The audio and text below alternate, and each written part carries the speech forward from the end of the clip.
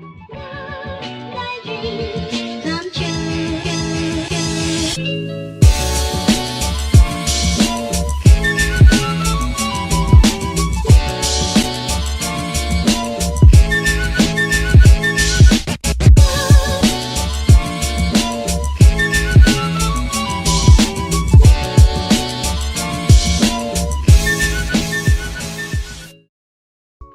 This is Super Sata.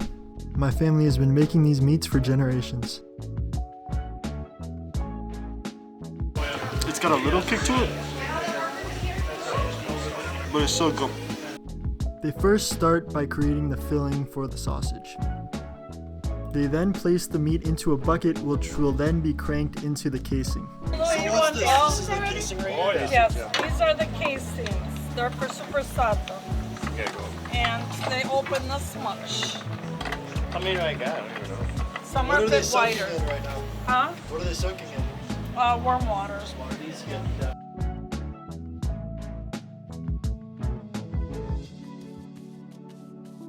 The sausage is then tied together into perfect links. The size of the sausage could vary, but my family usually does half of them small and then half of them large. This isn't an all-day thing when you have so many hands to help. They started at 8 in the morning and went until about 2 o'clock. What are these?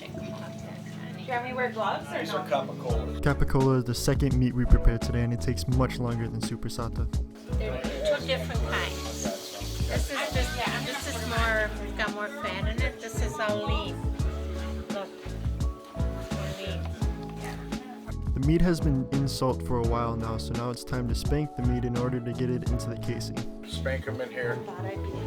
After all the salt is removed, they add a bunch of seasonings to the meat. Cayenne pepper. Crushed red pepper. Right now we're gonna mix all of this stuff up. And we roll this in there. And that's ready to stuff. The process of casing the meat is long and difficult, but the first part is putting the beef intestine casing over the stuffer.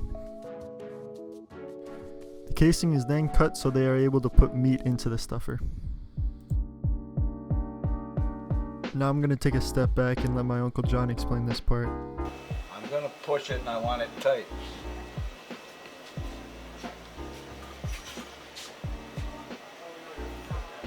It's gonna go coming down toward the end here pretty quick. And then you're gonna squeeze it and Joey, it's gotta tighten. You gotta tie it. As soon as you get to the end, you can feel my fingers. And just squeeze it. They then tie off the casing in 2 different places in order to be ready for the next casing.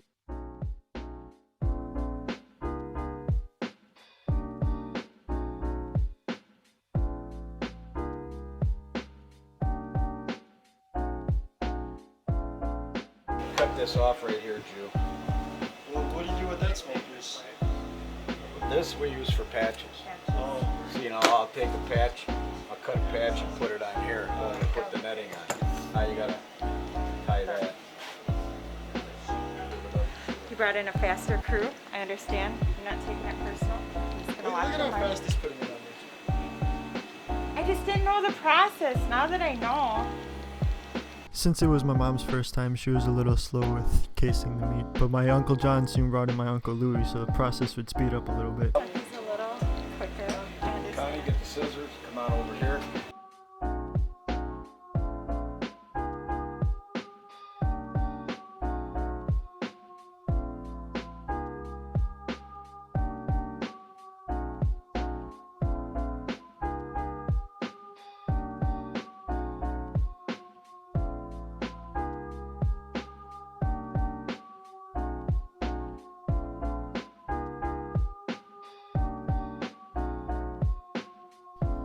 Next, they repeat the same process, but instead of casing, they use netting this time.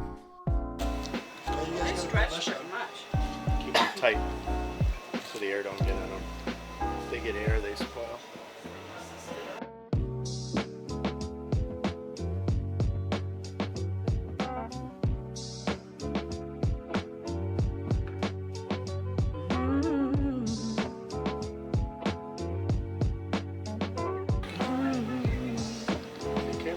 We're keeping them round.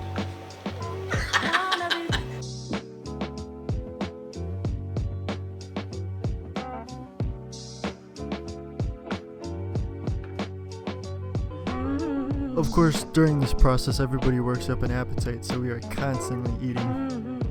Chunks of pork fried in wine.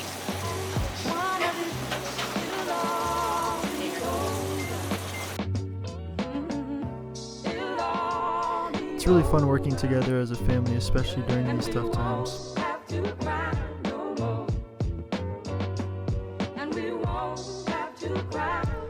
At the end of the day, all the meat is divided up and given to everybody who helped out so they can bring it home, so they can cure it and eat it for later.